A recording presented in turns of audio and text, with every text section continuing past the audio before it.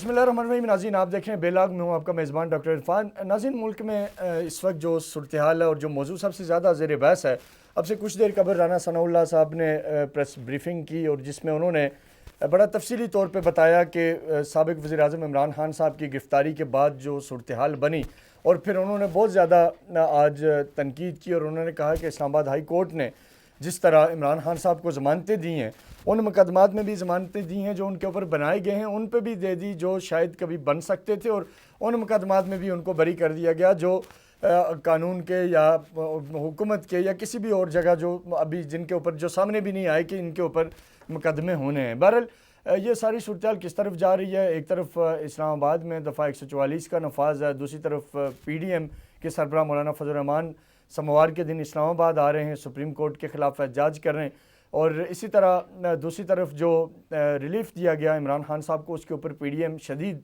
सीखपा है और जो चीज़ें हैं कानूनी तौर पे उनको चैलेंज किया जा रहा है, उनके ख़िलाफ़ बात की जा रही है।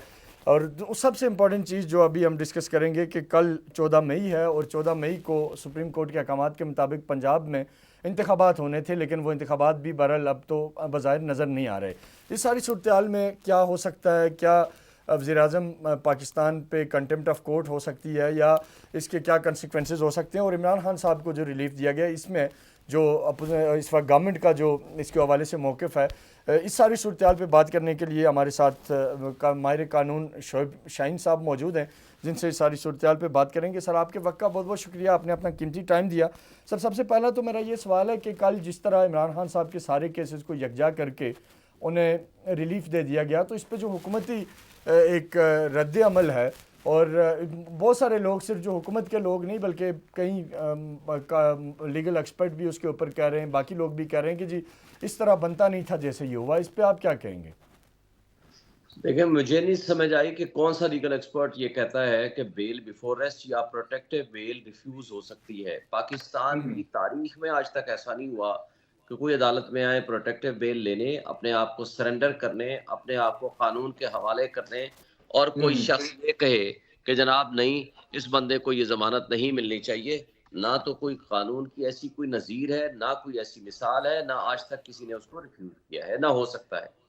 ये जो ठीक। PDM की जमातें हैं, इनकी चीखें तो इसलिए निकल रही हैं, पिछले 3 महीने से सुप्रीम कोर्ट ने फैसले दिए कि आप इलेक्शन में जाएं, 90 डेज का इलेक्शन मस्ट है, और उसके साथ ही उन्होंने तज़हीक का निशाना बनाना शुरू कर दिया, उन्होंने ब्लैकमेल करना शुरू कर दिया, स्कैंडलाइज करना शुरू कर दिया, जजेस को, सुप्रीम कोर्ट को तकसीम करने की कोशिश की, लेकिन वो उसमें कामयाब नहीं हो सके। और सुप्रीम कोर्ट माशाल्लाह बिल्कुल पुरअज़्म होके बड़े तदब्बर और तहम्मुल के साथ उन्होंने ये सारे मुकदमे लड़े, मुकदमों का फैसला किया। लेकिन उसके साथ-साथ आप ये देखेंगे कि जब जिस अंदाज़ और जिस तरीक़ा वारदात के साथ इमरान खान किडनैप किए गए रेंजर्स के हाथों, और कल पता चला हमें, जस्टिस मियां गुल हसन औरंगज़ेब साहब ने ये बताया during the course of proceedings, उन्होंने कहा कि सिर्फ वो अगवा नहीं हुए या गिरफ्तार नहीं हुए, बल्कि वो जो करने वाले थे वो CCTV फुटेजेस भी उठा कर ले गए हैं। यानी ये तो डकैती है ना, ये चोरी नहीं है।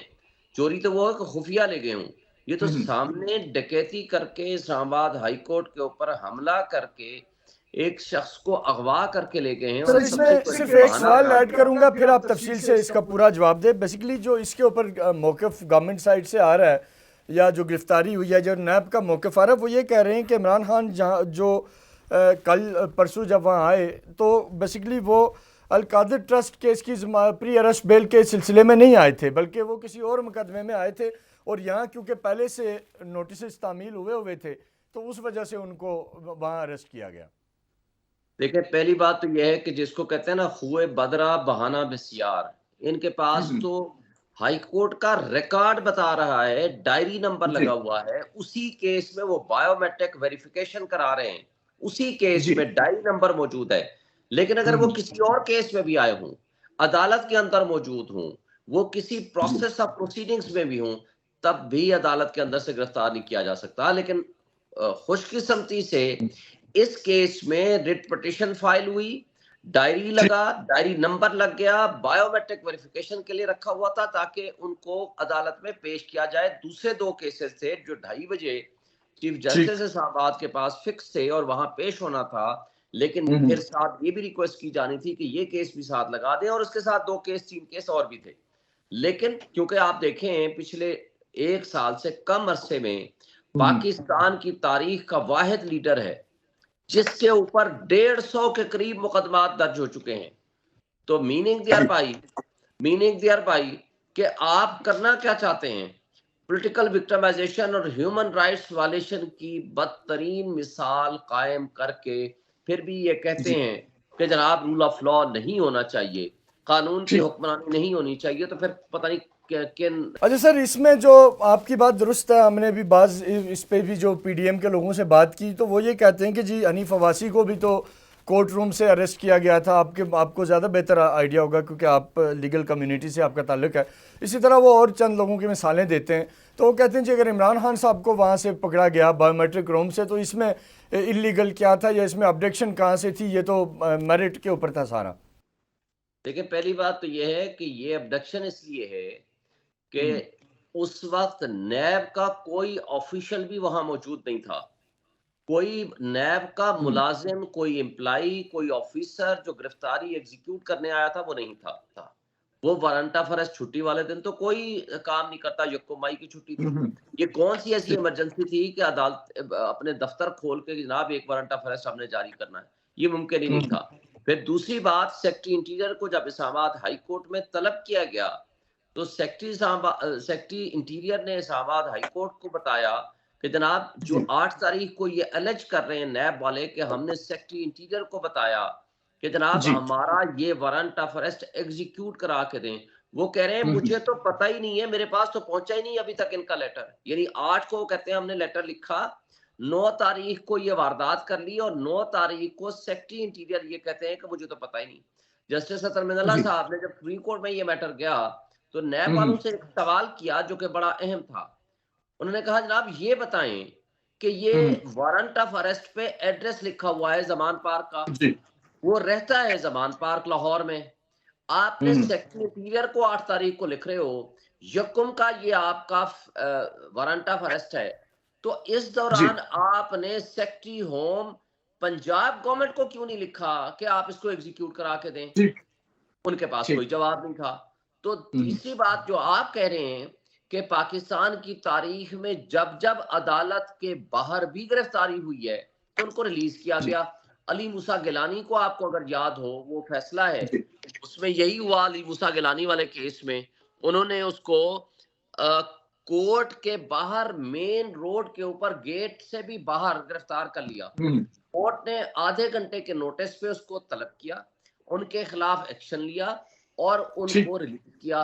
पिछले साल जस्टिस उमरता बंदियाल साहब जज थे इसी कोर्ट में, यही पार्किंग से नैब ने गिरफ्तार कर लिया। जी। जस्टिस उमरता बंदियाल और दूसरे जज साहबान ने वो फैसला किया, उसको रिलीज किया और उनके खिलाफ कॉन्टेम्प्ट ऑफ कोर्ट प्रोसीडिंग्स की। और उसके बाद नैब ने अपना कानून बदल दिया, एसओपी बदल दिया। उन्होंने कहा अदालत या अदालत की सराउंडिंग से आज के बाद कोई गिरफ्तारी नहीं होगी, और अगर ठीक। होगी जो ऑफिशियल करेगा उसके खिलाफ एक्शन होगा। और वो एसओपी ठीक। उनके सामने कल कोर्ट के सामने भी रखा गया। ये तो है हम्म। सिचुएशन। एक लाहौर हाई कोर्ट का केस है, बाकी इस 74 से ये फैसले आ रहे हैं। लाहौर हाई ठीक। कोर्ट का केस है कि जिसमें एक पिटिशनर अदालत से बाहर एक वकील के चैम्बर में बैठ के अपनी लीगल असिस्टेंस के लिए गया हुआ था। पुलिस ने पता चला, पुलिस ने जी। छापामार के वहां से गिरफ्तार कर लिया। कोर्ट ने उसको सेटिसाइड किया, पुलिस हम्म। वालों के खिलाफ एक्शन लिया कि जब कोई बंदा लीगल असिस्टेंस के लिए अगर किसी वकील के दफ्तर में भी जाता है तो आपको ठीक। अख्तियार नहीं है वहां छापा मारने वहां का से और भी आप गिरफ्तार अरेस्ट करने नहीं का। कर देखिए सकते। देखिए ठीक। इस वक्त जो सिचुएशन है, मुझे आधा मिनट और दीजिएगा। जी जी, जरूर जरूर बताइए। सिचुएशन ये है, इन्होंने जब खुद रूल ऑफ लॉ को वायलेट किया, जब हम्म। सुप्रीम कोर्ट पे अटैक किया, जब ऐसी सिचुएशन क्रिएट की कि पब्लिक एट लार्ज में एक अदालती निजाम के ऊपर, जस्टिस हम्म। सिस्टम के ऊपर, रियासती इदारों के ऊपर खुद इन्होंने अदम एतमाद कर दिया। यानी लोग ठीक। ये समझने पे मजबूर हुए कि ये कैसी हुकूमत है जो सुप्रीम कोर्ट के फैसलों को कहते हैं हम नहीं मानते, फिर रूल हम्म। ऑफ लॉ नहीं है, यानी आईन नहीं है, कानून नहीं है, कानून की हुक्मरानी सिर्फ एक कागजी और किताबों में है और कुछ नहीं है। फिर उसका दूसरा इम्पैक्टिंग है, इन्होंने जानबूझ के इस अंदाज से गिरफ्तारी कराई, वो वीडियोस बाहर आई ताकि पब्लिक में एक गुस्सा, नफरत और ऐसा वायलेंट सिचुएशन क्रिएट हो ताकि लोग रिएक्ट करें। फिर इनका मकसद क्या था? मकसद ये था जो परसों और कल की इनकी प्रेस कॉन्फ्रेंसेस के जरिए साबित हो गया। पर्पस इनका ये था कि इतना वायलेंट पोजीशन क्रिएट कर दी जाए ताकि 14 तारीख का इलेक्शन का बहाना मिल जाए, हम जाकर बता सकें कि जनाब मुल्क तो चलने के काबिल नहीं रहा, आप कहते हो इलेक्शन कराएं। दूसरा, हम इमरजेंसी के नफाज के लिए कोई रास्ता क्रिएट कर लें, ऐसी सिचुएशन क्रिएट कर दें हम कि हम तो इमरजेंसी लगा रहे हैं जनाब, मुल्क तो चल ही नहीं रहा, मुल्क में इतनी इंटरनल डिस्टर्बेंस हो गई है, अब हम क्या करें। फिर आप एक और बात देख लें, जी। और लेकिन सुप्रीम कोर्ट और हाई कोर्ट ने इनके इन ख्वाबों पे और इनकी साजिशों को नाकाम बना दिया और ख्वाबों के पानी फेर दिया। दूसरी बात जो बहुत अहम है कि ये आज सुप्रीम कोर्ट के फैसलों के खिलाफ या सुप्रीम कोर्ट के चढ़ाई करने के लिए 144 की भी कोई इनको परवाह नहीं है, रेड जोन की भी कोई परवाह नहीं है, और ये पीडीएम की जमातें जाकर के कह रही है कि जनाब हम तो वहां जाकर के एहतजाज करेंगे, हम वहां खड़े होंगे और यहाँ खड़े होंगे और हम ये करेंगे और हम वो करेंगे। तो ये सारी जो सिचुएशन क्रिएट की गई है, it is an intentional act on their part. इसलिए कल जब कैबिनेट में ये मामला गया कि इमरजेंसी लगा दी जाए, तो कैबिनेट के लोगों ने फिर उसको रिफ्यूज कर दिया, इसलिए कि कुछ लोग तो जमहूरी लोग भी बैठे हुए हैं जो ये चाहते हैं कि इस तरह नहीं हो सकता, इस मुल्क को आपने आगे लेके जाना है, पीछे लेके नहीं जाना। जी, अब आप सवाल करें। ठीक। अच्छा सर, मैं इलेक्शन पे भी आपका पॉइंट ऑफ व्यू लूँगा। सिर्फ ये मुझे एक चीज़ कानूनी नुक्ता नज़र से बताइए कि जो पीटीआई के लोगों ने इमरान खान की गिरफ्तारी के बाद किया, जिसकी राना सनाउल्लाह साहब ने भी अभी बताई और आप भी देख रहे हैं, सोशल मीडिया भरा पड़ा है, जिनाह हाउस लाहौर में क्या हुआ, पेशावर में क्या हुआ, जलाओ गिराओ, सरकारी अमलाक, निजी अमलाक, लोगों की प्राइवेट जो नुकसान हुआ, लीगली ये जो बनता है, ये किसके खिलाफ ये केसेस बनेंगे? क्या इससे पीटीआई लीडरशिप बरी ज़िम्मा है, इमरान खान बरी ज़िम्मा है? कानून क्या कहता है इस हवाले से? देखिए, इमरान खान साहब को तो गिरफ्तार कर लिया, मोबाइल उससे ले लिया गया, ही वाज इन कस्टडी। वो बल्कि सुप्रीम कोर्ट में आकर के उसने कहा कि जब इनसे मैं रोज पूछता था, 3 दिन उनकी कस्टडी में रहे कि भाई क्या हो रहा है इस मुल्क में, वो कहते थे कि जी हमें खुद को नहीं पता, खामोश होके साइडलाइन हो जाते थे, मुझे तो कोई एक लफ्ज नहीं पता कि हुआ क्या। एक शख्स जिनकी कस्टडी में है उसको कैसे पता होगा कि बाहर क्या हो रहा है? लेकिन सर एक चीज़ मैं सिर्फ पूछना चाहूँगा कि लैंडलाइन से अगर मसर्रत चीमा से ये बात हो सकती थी कि आप जो है वो चीफ जस्टिस साहब क्या कर रहे हैं, ऑर्डर किससे ले रहे हैं वगैरह वगैरह, तो क्या इसके ऊपर नहीं बात हो सकती थी कि ये जो वायलेंस है या ये जो हालात है ये ना हो, या हो क्या रहा है, कुछ तो पूछा जा सकता था ना? ये उस वक्त की बातें नहीं है। पहली बात तो है कि मुबैना अगर कोई है टेप तो मैं उसका नहीं हवाला देता और ना ही उसकी ऑथेंटिसिटी है। दूसरी बात ये है, चल चुकी है टीवी पे, खान साहब ने कल भी आपके इल्म में हो तो कोर्ट के अंदर खुद ये बात की है कि सर चीमा से लैंडलाइन से बात हुई नैब की। हो गई होगी, लेकिन बात यह है कि ये बताएं लैंडलाइन अगर ये रिकॉर्डेड है तो किसने उनको बताया है कि मुल्क की क्या सूरत हाल है? उसको तो फिर पूरी तफसील सामने ले आए। किसी ने उनको बताया है कि जी मुल्क में आग लगी हुई है, मुल्क तबाह बर्बाद हो गया है, वो किसको मैसेज देते? ये तो फिर इनका काम था ना, सिक्योरिटी एजेंसीज वालों का। वो कहते हैं जी आप अपने पब्लिक को आप दें कूल एंड काम रहने का आप मैसेज चलाएं, उनके जरिए मैसेज रिकॉर्ड कराते और चलाते। ये डफर्स हैं, इनकी आंखें और कान, उनके दिमाग बंद हो चुके हैं। ये लेकिन सर उस दिन सुप्रीम कोर्ट में चीफ जस्टिस ने खान साहब के साथ मुकालमे में ये बात कही जो आप फरमा रहे हैं। उन्होंने उन्हें कहा कि जी मुल्क के अंदर जो हालात हैं इसके ऊपर आप लोगों को ठंडा होने का कहें, लेकिन खान साहब ने कोई ख़ास रिस्पांस नहीं दिया। वो तो जिस दिन खान साहब को बुला के फिर वापस पुलिस लाइन भेजा गया था, मैं उसकी बात कर रहा हूँ। देखें, उस दिन मैं खुद मौजूद था, मैं खान साहब का वकील था। खान साहब ने ना सिर्फ उसकी मजम्मत की जो कुछ हुआ, उन्होंने कहा कि जिस अंदाज और जिस तरीकाकार से मुझे किडनैप किया, जिसकी सीसीटीवी फुटेजेस सामने आई हैं, तो पब्लिक का रिएक्शन तो नेचुरल था ना, फिर आना था।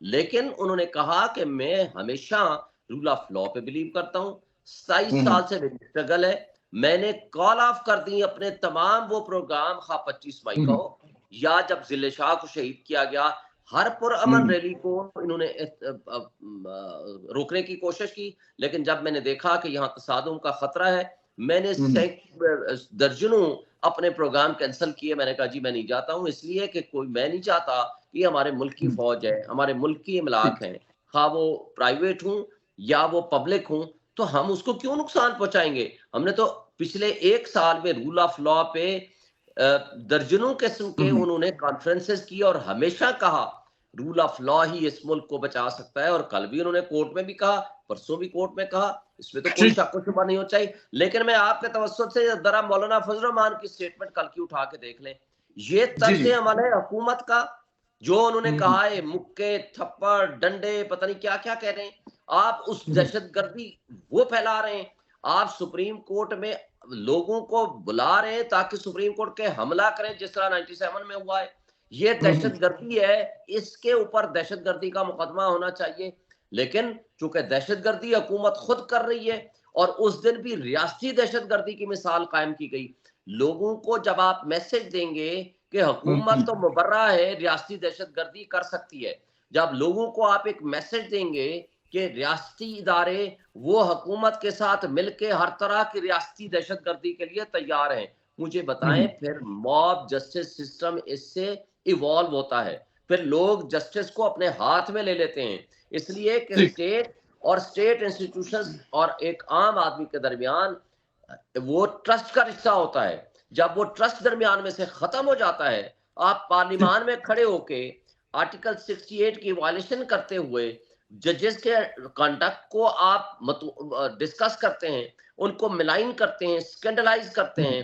पार्लियामान में करारदाद के जरिए आप प्रैक्टिकली आइन को मुअत्तल करते हैं, करारदाद के जरिए आप सुप्रीम कोर्ट की जजमेंट्स को नलीफाई करते हैं। तो फिर मुझे बताएं कि लोगों को आपके ऊपर, रियासत के ऊपर, हुकूमत के ऊपर, इदारों के ऊपर और सबसे बढ़कर कानून के और इंसाफ के निजाम के ऊपर एतमाद कहाँ रहेगा, वो कभी नहीं रह सकता। सर बिल्कुल आपकी ये बातें वैलिड है। मैं बस एक आखिरी पॉइंट आपसे जानना चाहूँगा खान साहब के केसेस के हवाले से। इस वक्त एक और बहस पाकिस्तान में चल रही है और बहुत सारे लोग इस पे बात कर रहे हैं कि जो तोशाखाना केस है और इसी तरह ये जो अब अलकादर ट्रस्ट वाला केस है, इन दोनों के अंदर क्योंकि खान साहब की जो फाइनेंशियल क्रेडिबिलिटी है वो चैलेंज हो रही है और बहुत सारे एविडेंस भी हैं जो उनके ख़िलाफ़ हैं, तो आपको क्या लगता है कि आइनी तौर पे, कानूनी तौर पे बाज़ लोग ये प्रेडिक्ट कर रहे हैं कि इमरान खान डिसक्वालीफाई हो जाएंगे, क्योंकि नवाज शरीफ के उससे ऊपर भी अकामा के बेस पे उसको डिसक्वालीफाई किया गया, बाकी भी मुल्क के अंदर इस तरह की कई मिसालें हैं। तो क्या आपको लगता है कि खान साहब के ख़िलाफ़ भी डिसक्वालिफिकेशन आइनी और कानूनी तौर पे होने जा रही है, और अगर नहीं हो रही तो कैसे नहीं होगी, आपको क्या लगता है? कहते हैं हजारों ख्वाहिशें ऐसी कि हर ख्वाहिश पे दम निकले। इनकी तो ख्वाहिश पहले दिन से है। उनको पहले एलिमिनेट करने की कोशिश हुई, 2 दफा उनके ऊपर कातलाना हमला हुआ। एक कातलाना हमले में अल्लाह ने उनको बचाया, गोलियां लगी। गोली की कोई आंख तो होती नहीं है कि टांग में लगनी है या जिस्म के किसी वाइटल पार्ट पे लगनी है। अल्लाह ने उनको नई जिंदगी दी। वो 150 लेकिन सर अभी जो मेडिकल रिपोर्ट्स ये बता रहे हैं वो कह रहे हैं कि जी कोई गोली वगैरह के इस तरह के कोई नहीं मिले शवाहिद। आपने तो देखी होगी, ज़रा आप रिपोर्ट आपने देखी होगी। और साहब जोड़े आंखों देखा हाल, सबके सामने गोलियां लगी हैं, सबके सामने वो जख्मी जिस हालत में वो निकला है। चलिए सर डिस्क्वालिफिकेशन पे थोड़ा सा बताइएगा, इनकी आंखें बंद है, अल्लाह ने इनकी आंखें, दिमाग सब कुछ बंद कर रखा है, इसलिए मैं इनकी बात में नहीं जाऊंगा। एक बात से डिस्क्वालिफिकेशन पे बताइएगा सर। तोशाखाना केस में जब आपके सामने एक उसूल की बात बता दूं, रूल्स पहले थे 20%, 15%, फिर 20%, फिर इमरान खान ने 50% कर दिया, ये उसको क्रेडिट जाता है। दूसरी बात, जब आप तोशाखाना से अकॉर्डिंग टू रूल्स पेमेंट जमा करने के बाद चीज आप ले लेते हैं, then it is your property. Then आप उसको बेच दें, आप उसको फेंक दें, किसी को गिफ्ट करें, किसी को दें ना दें, उसके बाद दैट इज योर प्रॉपर्टी। इसलिए सर यहाँ ये कहते हैं कि पहले बेची फिर पैसे जमा करवाए, तो ये कोई इत्तेजाद है या ये एक ही बात है?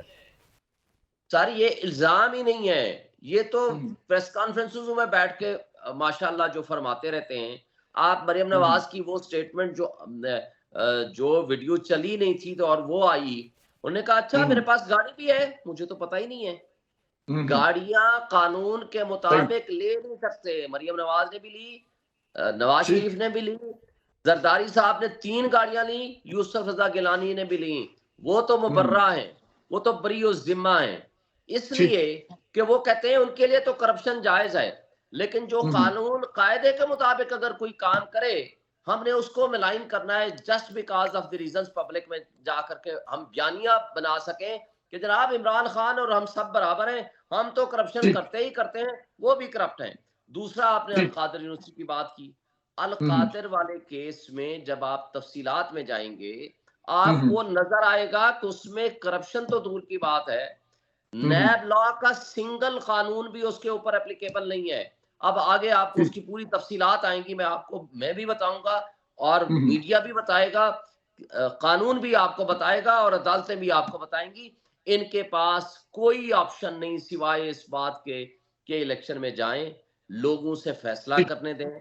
हमारे रियासती इदारों को और स्पेशली एस्टेब्लिशमेंट का फर्ज है कि वो अपने आप को वाकई ए न्यूट्रल सर, आखिरी सवाल ये बताएं कि आप क्या देख रहे हैं अगले दिनों में?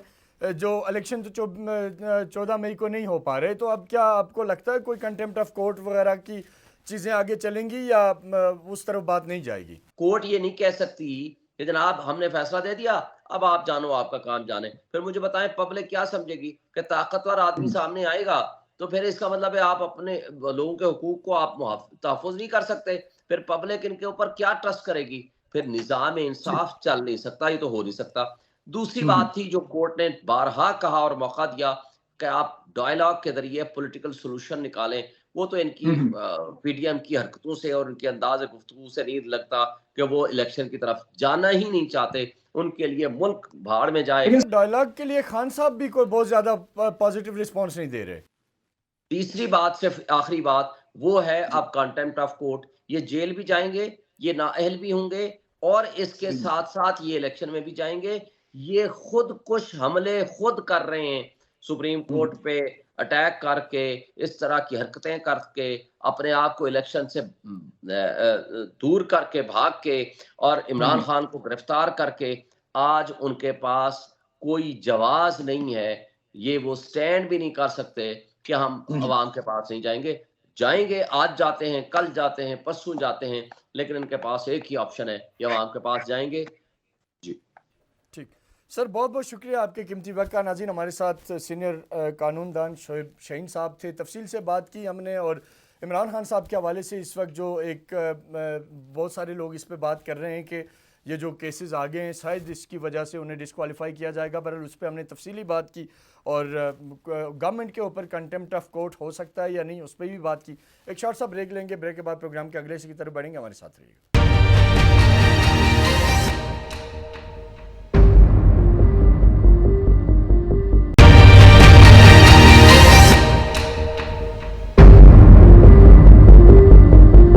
वेलकम बैक नाज़रीन। प्रोग्राम के पहले हिस्से में हमने बात की कि इमरान खान साहब को जो लीगल फेवर्स मिले हैं उसके ऊपर हुकूमत शदीद गुस्से का शिकार है और राना सनाउल्लाह साहब ने भी कुछ देर कबल प्रेस कॉन्फ्रेंस की जिसमें उन्होंने कहा कि जी ये जो हो रहा है ये ठीक नहीं हो रहा और इसका नुकसान होगा। और दूसरी तरफ पीडीएम के सरबराह मौलाना फजल रहमान साहब भी इस्लामाबाद की हदूद में रेड जोन में एहतजाज की सोमवार का दिन कह चुके हैं। इस वक्त हमारे साथ मौजूद हैं पीएमएलएन के रहनुमा सेनेटर अफनानुल्लाह साहब। सर, आपके वक्त का बहुत बहुत शुक्रिया। सर, एक दो चीज़ें आपसे जानना चाहूँगा। एक तो ये बताएं कि इस्लामाबाद में दफ़ा 144 का नफाज है, तो ऐसे में पीडीएम का जो यहाँ जलसा होना है, इस वक्त तक की जो इन्फॉर्मेशन है उसके मुताबिक तो कोई एनओसी वगैरह नहीं लिया गया, तो पीपल्स पार्टी भी आ रही है, तो ये आप क्या समझते हैं कि जमहूरी अदवार में ये कोई मुनासिब तर्ज अमल होगा कि हुकूमत खुद और हुकूमत के इत्तेहादी इस तरह का काम करें? जी, बिस्मिल्लाहिर्रहमानिर्रहीम। देखें, ये जो डेमोक्रेटिक राइट जितना किसी और पार्टी का है उतना ही हमारा है प्रोटेस्ट करने का। ठीक। और जो है हम जो इसके लीगलिटीज है उनको कंप्लीट करके ही प्रोटेस्ट करेंगे, कोई इलीगल काम हम नहीं करेंगे। ठीक। और जहाँ तक बात रहेगी कि इसको प्रोटेस्ट क्यों किया जा रहा है, तो वो तो आपको हम जब सामने है कि जो कुछ जज साहिबान है उन्होंने एक पॉलिटिकल पार्टी को बिल्कुल जो है उसकी एक मसले को हल करने के लिए सुप्रीम कोर्ट को बेदरेज तरीके से इस्तेमाल किया जा रहा है जी। मतलब कि छोटी से छोटी चीज हो जाए या बड़ी से बड़ी चीज हो जाए, तो आवाम में बहुत ज्यादा गम और गुस्सा है उन जजों के खिलाफ। ठीक। और जाहिर है हम आवाम जो है हम सबसे बड़ी पॉलिटिकल पार्टी है पाकिस्तान की, तो हमारा ये है कि हम ज़रा अपना राइट रजिस्टर करेंगे कि ये जो सब कुछ हो रहा है ये गलत हो रहा है, इस तरह अमलाक को आग लगाना और उसके बाद उसकी जो है वो सरपरस्ती जो है वो चीफ जस्टिस साहब करें और उस पर शाबाश दें, ये तो अनप्रेसिडेंटेड है दुनिया की तारीख में कि कोई चीफ जस्टिस इस तरह के काम करवाए। तो वो ज़ाहिर क्या कहते हैं, ये इसके ऊपर जो है वो पूरे पाकिस्तान में गम गुस्सा है, इसलिए हम प्रोटेस्ट कर रहे हैं। अच्छा सेंटर साहब, ये बताइएगा कि जिस तरह मौलाना फजल रहमान साहब ने कल गुफ्तगू की, काफ़ी सख्त अल्फाज इस्तेमाल किए, तो ये कहीं कंटेम्प्ट ऑफ कोर्ट ना हो जाए और उसके बाद फिर 14 मई का आपका जो इलेक्शन की डेट भी थी वो भी नहीं हो पाए सुप्रीम कोर्ट के हदायत के ऊपर। तो ये भी बात की जा रही है, दूसरी साइड से पीटीआई के वकला कह रहे हैं, अभी मेरे साथ शोएब शाहीन साहब थे तो उन्होंने कहा कि जी ये हालात जो है वो इस तरफ ले जा रहे हैं कि गवर्नमेंट ले जा रही है कि जिसमें कंटेम्प्ट ऑफ कोर्ट भी लगना है और जेलों में भी जाना है। तो इस सूरत-ए-हाल को भी आप लोग अपने तौर पे जब बैठते हैं तो डिस्कस करते हैं कि ये हालात किस तरफ चले जाएंगे फिर ऐसी सूरत-ए-हाल में जब आप भी ज़रा फेस ऑफ होगा सुप्रीम कोर्ट के साथ और बिल्कुल आमने सामने अवामी एहतजाज होगा, तो इसके क्या असरात हो सकते हैं? देखिए, हम तो पूरी हमारी कोशिश है कि आवाम जो है वो पुरअमन रहे, लेकिन आवाम के और सुप्रीम कोर्ट के बीच, इन जजों के बीच में एक हामी है, वरना अगर हम बीच में हट जाए तो आवाम शायद वही वाला असर या उससे ज्यादा बुरा असर इनका करे जो अभी कुछ दिनों पहले हुआ है। तो हम तो ये चाहते नहीं है कि मामला वहां तक जाए, लेकिन जाहिर अगर कोई सियासत करेगा, सियासत के अंदर जो है वो एक पॉलिटिकल पार्टी को सपोर्ट करेगा, उनकी जो कहते हैं छोटे से छोटे मसले सुप्रीम कोर्ट हल करेगी और बकायदा जैसे शाहीन साहब कह रहे हैं कि इनको इंडिकेशन दी गई होगी अंदर से जी कि भाई हम इन लोगों को डिस्क्वालीफाई, क्योंकि पूरी की पूरी मैसेजिंग चलती है तो आज हारे लोग का ये हो गया और ये बकायदा फरमाइशी प्रोग्राम रोजाना की बुनियाद पे चीफ जस्टिस साहब के पास जाता है और ये हम क्या जाते हैं और फिर वो उसके ऊपर रोजाना लोग एक्शन लेते हैं। तो अगर ये फरमाइशी प्रोग्राम इस तरह चल रहा है तो आवाम के सामने आना चाहिए मामला और फिर आवाम जाने और सुप्रीम कोर्ट जाने। अच्छा, लेकिन सेंटर साहब ये बताएं कि एक तरफ बदकिस्मती से पीटीआई ने अफवाज पाकिस्तान के खिलाफ मास्क खोला हुआ है, हमले भी किए, जलाओ गिराओ भी किया, दूसरी तरफ अब आप हुकूमत और इत्तेहादी सुप्रीम कोर्ट के खिलाफ एक मास्क खोल रहे हैं या जजों के खिलाफ खोल रहे हैं, अल्लाह ना करे इधर भी वही हालात हों, तो फिर तो आपको लगता है कि डेमोक्रेसी सस्टेन कर पाएगी? हालात फिर किस तरफ जाएंगे, इसका भी आपको अंदाजा है क्या? नहीं, देखिए, कोई पाकिस्तान के अंदर ना मार्शल लॉ लगेगा ना इंशाल्लाह इमरजेंसी होगी, ठीक, और हालात कहीं नहीं जाएंगे। हुकूमत और एस्टेब्लिशमेंट के दरमियान बहुत अच्छे ताल्लुकात हैं, इसलिए इन चीजों का कोई इम्कान नहीं है। ये जरूर हो सकता है कि जुडिशल मार्शल लॉ जो लगाने की कोशिश की गई है ये वापस हो जाए, क्योंकि इस तरह नहीं हो सकता कि किसी एक पॉलिटिकल पार्टी की ख्वाहिशात बैठ के रोजाना के हिसाब से जो है वो चंद जज साहिबान जो है वो पूरे कर रहे हैं और वो एक ग्रुप है जो ये सारा कुछ कर रहा है, पीटीआई के लिए कर रहा है। ये मजीद अभी जो है वो जो है आवाम को बताना चाहते हैं कि एक्चुअल मामला है क्या। तो ये तो हम ये बेसिकली ये मैसेज तो हम आवाम तक पहुंचाएंगे। ठीक सर, आखिरी सवाल का जवाब दीजिएगा कि क्या इस वक्त कोई ऐसा हल नहीं निकल सकता कि ये जो कन्फ्रंटेशन है इससे निकल के ये जो हजानी कैफियत है, इल्ज़ाम तराशियाँ हैं, को मिल बैठ के मामले के हल की तरफ चले जाते, इलेक्शन के ऊपर भी इत्फाक हो जाता, बाकी चीज़ें भी, और ताकि मुल्क की इकॉनमी बेहतर हो? सर, दुनिया में इस वक्त जो हालात पाकिस्तान को लेके डिस्कशन हो रही है वो आपके सामने है कि कोई कह रहा है जी डिफ़ॉल्ट के करीब खड़े हैं, IMF के साथ पैकेज नहीं बन पा रहा और हम अंदरूनी लड़ाइयों में पड़े हुए हैं, तो इसके ऊपर क्या कहेंगे आप? लेकिन ये तो जो बीज बोया गया था ना तीसरी कुव्वत का और ये तीसरे ऑप्शन का और ये नया पाकिस्तान का, उसका फल अब काटने का टाइम आया। ये इमरान खान जब तक इस मुल्क की सियासत में है, ना इसके अंदर इंतशार कम होगा, ना इसके अंदर स्टेबिलिटी आएगी और ना ही क्या कहते हैं कोई इकोनॉमिक डेवलपमेंट आएगी, क्योंकि ये ना ऑपोजिशन में भी डिस्टेबिलिटी फैक्टर है और हुकूमत में तो और भी ज्यादा डिस्टेबिलिटी फैक्टर है। ये जो है ये तो उस वक्त ये पुरानी बात है, ये तो जब 10-15 साल पहले ये तमाशे हो रहे थे उस वक्त सोचने की बात थी। अब तो ये तो सर इलेक्शन करा देना ताकि अवाम बस उनको चुने या आपको चुने और मामला सीधा हो जाए। नहीं, इलेक्शन इस तरह किसी की उसमें थोड़ी हो सकते हैं ख्वाहिशात से। इलेक्शन अपने टाइम पे होंगे। ये पहले भी तमाशा 2013-18 लगाया, हर रोज इलेक्शन कराओ, क्यों करें इलेक्शन में?